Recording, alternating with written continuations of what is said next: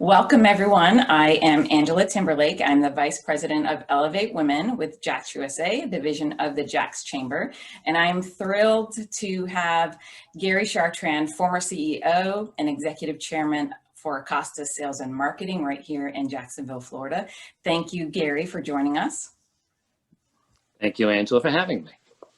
Now, I want to bring you here today to talk about the diversity of thought that you value from the CEO role, from the board chair role. Let's talk a little bit specifically how important that is to you to have diversity of thought across the table, and specifically about the value women bring to that. Well, look, as a CEO, and then later as a board chair, but more as a CEO, I would tell you that the times that I made the wrong decision was the times that I didn't get enough input. And so it's a big watch out, I think, for leaders to make sure they're really good listeners. Look, no one has all the answers. And I've always said that the CEO doesn't have all the answers, but they're in the position to hopefully know the right answer when they hear it, right? So that diversity of thought around the table and different viewpoints, I think, is critical input for the decision maker, the ultimate decision maker, to get everybody's viewpoint and get everybody to weigh in on their thoughts on that particular subject matter before you make a rash decision. Yeah, absolutely. Well said. Now, you've had a lengthy career as the president and CEO, and had the pleasure of working alongside so many different people, right? So much talent, and predominantly a male-dominated industry, right? There weren't many women in leadership roles. So talk to me about your experience in that, and how that change was brought about to really put more women in those leadership roles. Yeah.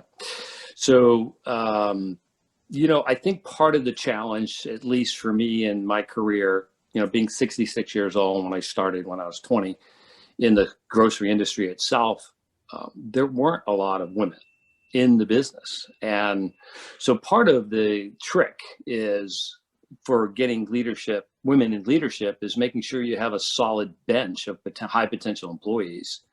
And that was our challenge, right? So if you didn't come up through the system, now if you had a skill set that was different than understanding sales and marketing in the food industry, like an HR individual or an attorney, those skill sets were transferable across industries. So that wasn't as much a challenge. But for the actual business itself, there was a challenge promoting women into critical leadership positions just because we didn't have the bench. So one of the ways is to elevate women into leadership positions is make sure that you do everything you can to get women into entry-level jobs, make sure they have the right training, professional development, and try to move those high potential women along to be able to be prepared for those jobs when they open up. Yeah. That's a challenge. Yeah, it is, and I think it needs to be seen as a business strategy, right? That needs to be part of the discussion. And I think now it's becoming more apparent how critical that is when you're thinking about those next leaders, and maybe not next year, but 3 years out, and what are the critical experiences and exposure they need to have. Exactly. Good. Now, what do you see? What are some of the things you value most from the people around you? What does an ideal team look like for the CEO? So the single best, most important thing that I value around me is having people of high character and integrity, and make sure that they tell you the truth. Sometimes as a top person, the CEO, you don't always get the truth. And it's not intentional, I don't think so much, but people don't like to give bad news, right? So sometimes they aren't as forthcoming with the bad news. And quite frankly, as a leadership team, the bad news is more important than the good news. People can't wait to tell you the good news, but the bad news you need to hear too. And so the thing that I value the most for people around me is high character, a good moral compass. I actually put that even in front of competence. I really think that that's critical. I always have said, like, hire character first and competence second. You can teach new skills. It's pretty hard to teach new character. So that's what I valued the most, is just straight shooters, just tell me what you think. Great. Yeah.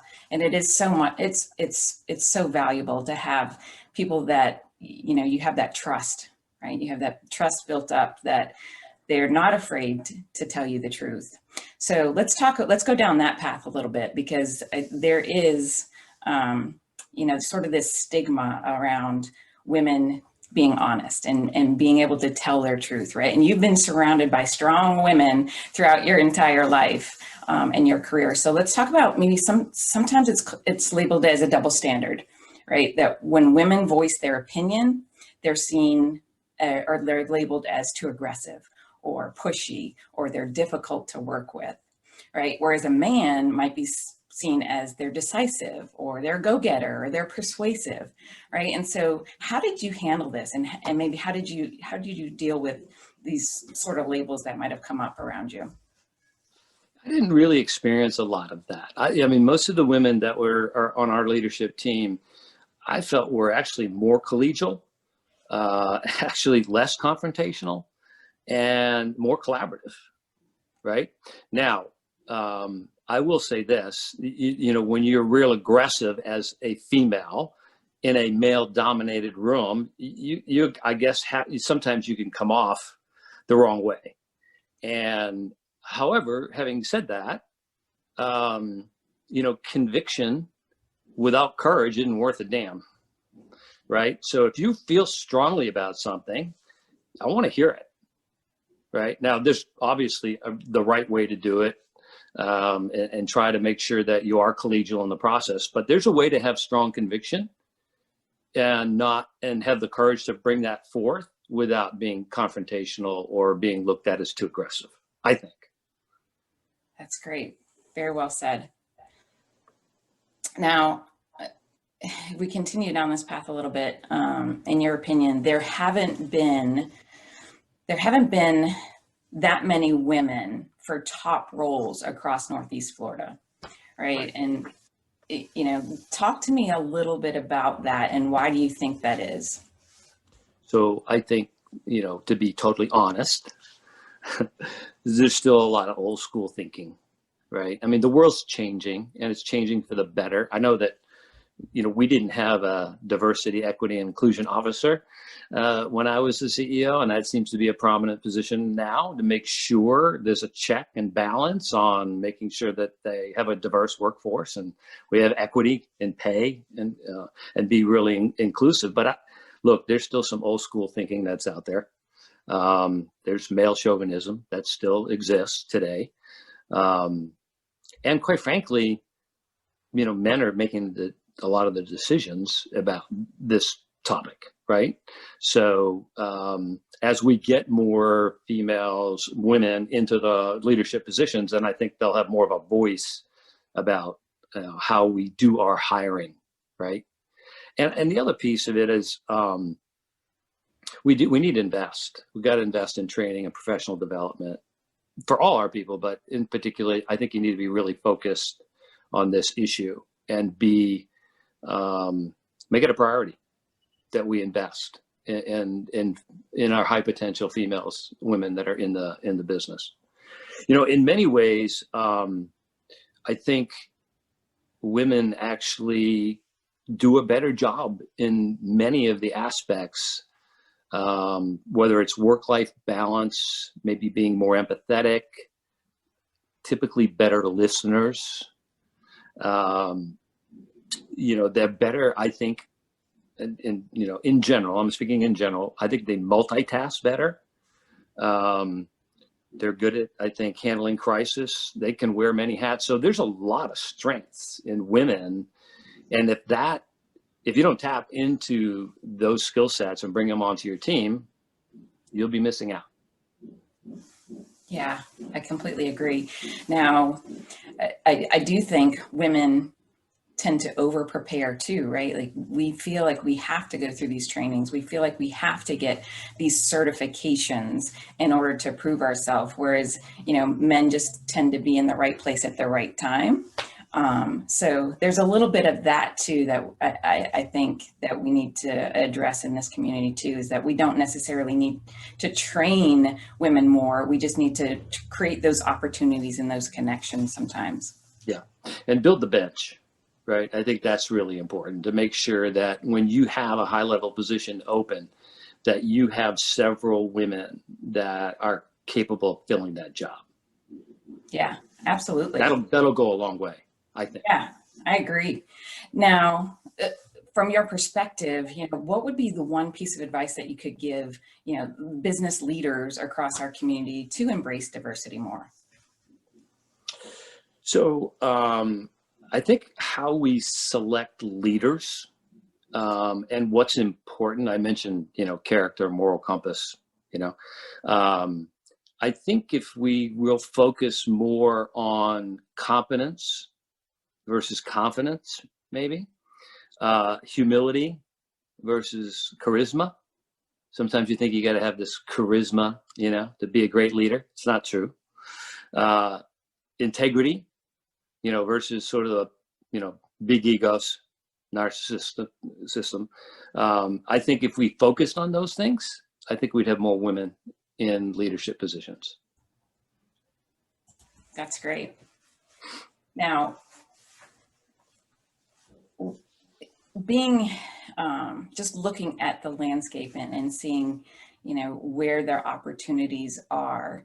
One of the tasks of one of our missions is to connect those women that you're talking about with the opportunities that are future or next in line. And so my hope is that, through conversations like this, that we can have those healthy conversations and we can connect those women across Northeast Florida so that they're seen, that they're heard, and we move them towards these roles. So I appreciate your support, as always, in making that happen. One other thing that I mentioned, training and professional development. I think we need training and professional development for executive leadership teams and boards as well, right? Just the whole idea of introducing new thoughts about how we should view women in a workforce. Like I said, sometimes there's some old school thinking, and that's people. You don't know what you don't know, right? And so you see the world in a certain way, and until you are introduced to a different thought process to see it maybe a little bit differently, you're probably not going to. And so I think we need as much training and professional development at the board and the executive level as we do for training for women or any personnel. Yeah. And it is that, I know once you get to that level, you're constantly learning and you're growing, working on your personal development. There is something to be said about doing it as a team, right? You're, whether it's the board or the executive roles, right? Learning from other people's perspectives and having that awareness of how people respond in certain situations. Doing that together as a team, it only makes you that much better together as a team. Agree. Totally. Good. Yeah. Well, what would you say to, our women listeners? How can we inspire them to continue down this journey and elevating women across Northeast Florida? What I would say is, I think we're in a time right now where the worldview is shifting on this subject matter. So I think the opportunities are great as we look forward. They haven't always been great when you look backwards. But I do think this is a topic that's real, that's something that needs to be addressed, is being addressed, I think, in a lot of the equity inclusion officers that are out there in diversity. So I think the future is really bright. And what I would tell women is just to have the confidence in yourself to continue to work on your leadership skills and your your skill set, and, get yourself ready for that job, right? You have to be ready when the opportunity arises. Yeah. Right. And so often, I look at my own career, I was very fortunate, to have a great career. Some of it's timing. Is there a little bit of good luck? Yeah. I mean, sometimes it's good luck too, you got to have the wind at your back, versus a headwind. And I do think the wind is at women's back today because of the topic that we're talking about. So get yourself ready. Think about the job that you really want to aspire to, and then have that strong commitment to get there. There's a great quote that says, once one is committed, then the universe conspires to assist you. And I've found that to be true in business, right? So when you are really strongly committed to get something done or to improve your place in life, whatever, people will help you, right? But you've got to actually show the universe that you're committed about it as well. Yeah, well said. Yeah, and I agree, women are not the first to raise their hand for help, right? Especially when it's about themselves, right? We think we can do it on our own, and we are ready to prove that point. So I love hearing it from you about, leverage your network, talk about where you want to go, and embrace the support around you. Agree. Yeah. And don't be afraid to ask for help. I wrote a book after my career, Unreasonable Leadership. And quite frankly, chapter 5 is don't be afraid to ask for help. And because people will help you. If you show them your intentions, and your intentions are good and worthwhile, people will help you. I think that people help me. Yeah, absolutely. It is powerful when you lead with that positive intent, and treat others with respect. As you said, the world just opens up. Yeah. I think, I don't know if you know this story, but when we were trying to expand Acosta, we had a problem where our first merger was up actually in the Midwest, and we had Tropicana orange juice in the South and Minute Maid in the North, and it was a real competitive problem. And I went to Tropicana would not hear of it. They said, you can't represent Minute Maid. So I went to see the Minute Maid executives, and he wanted to know what our plan was. And I laid out the plan, and he said, "How can I help you?" And I said, "Well, I don't have any money right now. I'm having a hard time getting this financed." And he said, "Well, how much money do you need?" And I said, "Well, if I had $25 million, it would help." And this was Coca-Cola, right? And he said, "Let me see what I can do." And he called me back. And long story short, they lent me $25 million. So the idea of, we were committed. I let the universe know that he was part of the universe. And he said, "Hey, I got a solution. I can help you." And Coca-Cola lent Acosta $25 million to be able to expand across the country. So I think that's a great example of not being afraid to ask. Yeah, absolutely. Because you never know. I mean, and maybe that's the sales side of me, because the salespeople get told no a lot. And then, we've always been trained to say that no means not yet. And, so ask. The worst that can happen is someone says no. Right. Well, and I like the philosophy of no being not yet. I don't like the word no, Right. myself. No one does. No one does. Right. So I like transform that into not yet. Yeah. I mean, obviously you didn't do enough to convince them to say yes, right? And maybe you need to go back and look at your presentation, or the points that you're trying to make, and regroup, and then go back. Right. And in the sales business, that's what you do.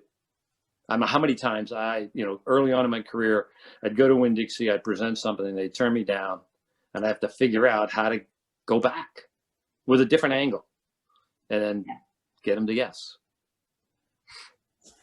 I love it. You have such a wonderful story, and I appreciate your willingness to share some of it with us today. And I'm, thankful to have your support in our mission to elevate women to the highest level of leadership. So I appreciate you taking the time today and sharing what you've seen over the years and what you see from the top.